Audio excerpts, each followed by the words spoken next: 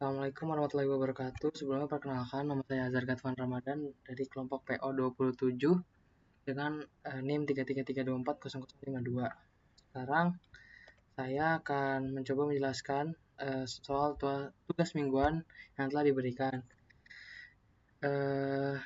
Yang pertama di sini ada soal pertama, di mana PT Arkanindo merupakan perusahaan yang memproduksi pakaian kerja. Dalam proses pendistribusian produknya, perusahaan harus melewati beberapa kota sebelum mencapai kota L sebagai kota tujuan yang akhir. Tentukan jalur distribusi yang paling optimal agar biaya transportasi dapat diminimalkan dengan menggunakan metode forward pass. Lanjut ke Excel. Di sini saya udah udah coba ngerjain menggunakan metode forward pass, yang dimana di sini diisi sesuai dengan angka yang ada di sini, yaitu kota A ketujuannya kota B, kota A ketujuannya kota C dengan angka-angka yang ada di sini. Selanjutnya pada stage 2, yaitu di sini kota B menuju kota F. Kenapa angkanya bisa 11? Karena ini merupakan penjumlahan dari angka 7 ditambah dengan angka 4. Begitu juga seterusnya sampai kota E. Ini ada strip. Kenapa bisa ada strip? Karena kota D ini tidak memiliki tujuan pada kota F, kota G, begitu juga kota C tidak memiliki tujuan ke kota H.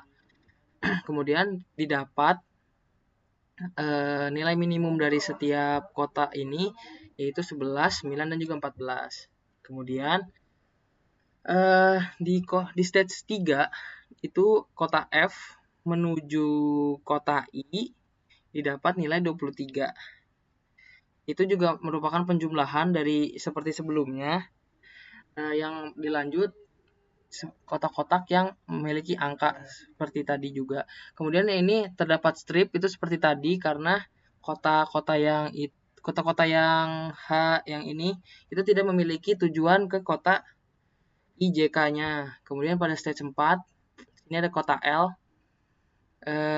Kota J menuju kota L itu angkanya 21, kota I itu 24, dan kota K itu 33. Untuk nilai minimumnya itu 21. Kemudian keputusan solusi optimalnya di X1 itu adalah kota A, X2 kota C, X3 kota G, dan X4 kota 1, dan biaya distribusinya ada 21. Oke, sekarang kita lanjut ke software RStudio untuk mengerjakan soal 2 dan 3.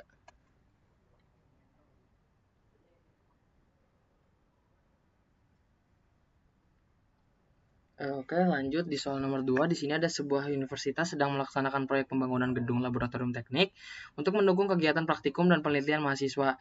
Proyek ini terdiri dari beberapa tahapan pekerjaan yang saling bergantung dan harus direncanakan dengan baik agar dapat diselesaikan sesuai jadwal yang telah diciptakan. Oleh karena itu, digunakan metode Critical Path Method atau CPM untuk menganalisis jalur kritis proyek. Berikut daftar aktivitas proyeknya. Kebetulan di sini saya udah membuat sintaksnya, yang dimana kita tinggal running aja. Untuk teks-teks A, B, C, D, dan angka-angka ini didapat dari mana? Didapat dari aktivitas yang di sini, yang di tabel. Kemudian ini bisa langsung kita running untuk mendapatkan hasilnya. Situ kita running untuk membuat grafik dari dependensi aktivitas untuk menentukan jalur kritis berdasarkan jalur terpanjang, menghitung durasi untuk setiap jalur. Ini kok sintaks. Kemudian menentukan jalur kritis, jalur panjang. Kemudian ini menampilkan grafik jalur kritis. Nah, ini bisa terlihat grafiknya. Kemudian ini saya mau menampilkan hasilnya,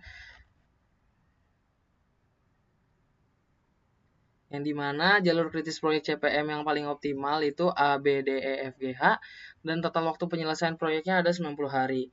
Dilanjut ke soal nomor 2, yang dimana sebuah perusahaan energi terbarukan sedang mengembangkan pembangkit listrik tenaga surya skala menengah. Sebagai bagian dari upaya pemanfaatan energi ramah lingkungan, proyek ini melibatkan berbagai aktivitas teknis dengan ketidakpastian untuk penyelesaian. Hingga metode program Evaluation and Review Technique atau PERT digunakan untuk memperkirakan durasi proyek secara keseluruhan. Berikut adalah daftar aktivitas proyek beserta 3 estimasi waktu. Nah, ini bakal kita selesaiin juga.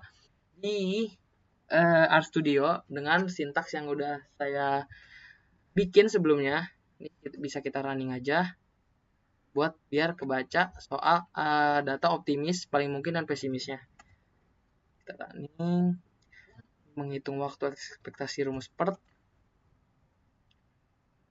Situ definisi hubungan antara aktivitas. Kemudian membuat grafik proyek. Dan menentukan semua jalur dari awal sampai akhir. Kemudian menghitung durasi untuk setiap jalur. Menentukan jalur kritis. Kemudian menampilkan jalur kritis. Nah, ini terlihat grafik jalur kritisnya akan terlihat seperti ini. Kemudian menampilkan hasil.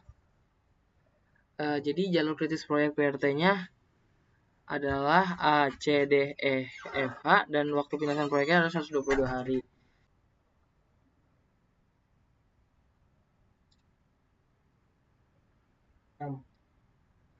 Oke, selanjutnya kita masuk ke software POM-QM, di mana soal kedua itu single time. Kita pilih single time estimate.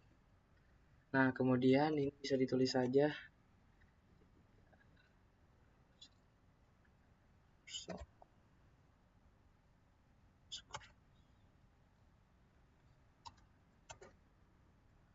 Nah, number of activities-nya itu kalau di soal ini aktivitasnya ada sampai H, yaitu berarti ada 8 aktivitas.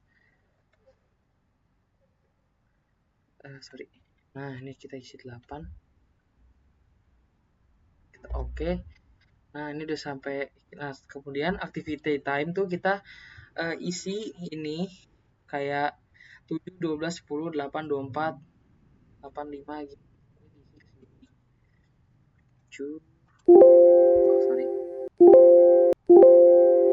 Kemudian 12, 10, 12, 24, 16,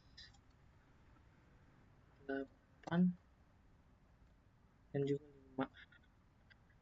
Kemudian di sininya A dimulai dari yang kedua, terus ini B, terus tambah C, kemudian D, E, F, G. Nah, ini bisa langsung kita solve aja. Nah, hasil late finish-nya itu adalah 90. Kemudian seperti yang ada di RStudio. Kemudian kita bakal nyelesain soal yang ketiga. Kita new.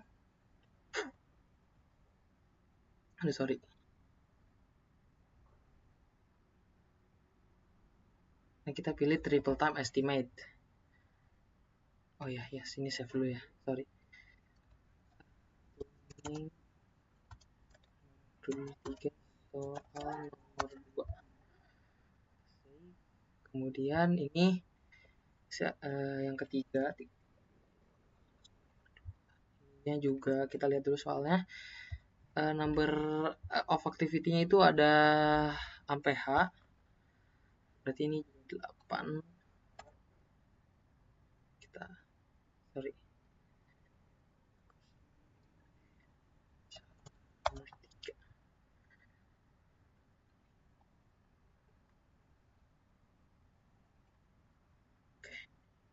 Nah, ini activity udah sampai H.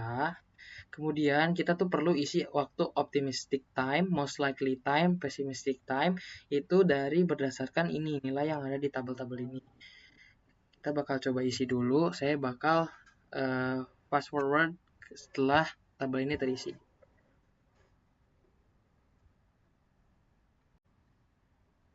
Oke, kita udah balik ke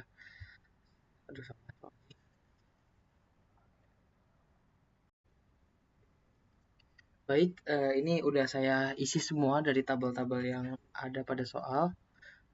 Sesuai. Kemudian ini bisa kita langsung solve aja dan kita dapat nilai seperti yang ada di RStudio, yaitu activity time-nya ada di 122.